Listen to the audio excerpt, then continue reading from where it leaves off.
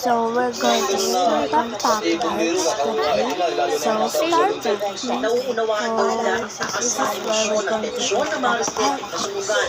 Pero umaasa silang naiintindihan din ng publiko ang proseso ng kanilang trabaho. Ang bawat galaw, bawat minuto ay bahagi ng sistemang nakalaan para makapagsalba ng buhay.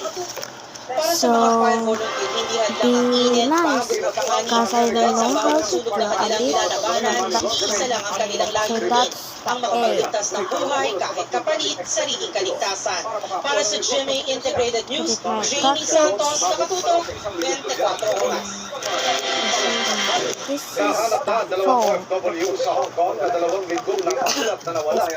Kinumpirma yan ng Philippine Consulate sa Hong Kong. Ayon sa Migrant Workers Department, This sumaylado na sa medical check-up ang dalawang kinain na huling nakita noong October 4 sa isang hiking trail.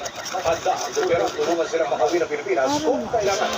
Nakausap din ng POW ang kanilang mga It's the person or the Nasagip ang isang menor de edad na lalaking itinututo umano online. Ayon sa mga otoridad, My hands matik are kapatid na starting to nasa hurt. bordeng suspect sa isang pahilig sa That's kanya noong 15 anyos na lang.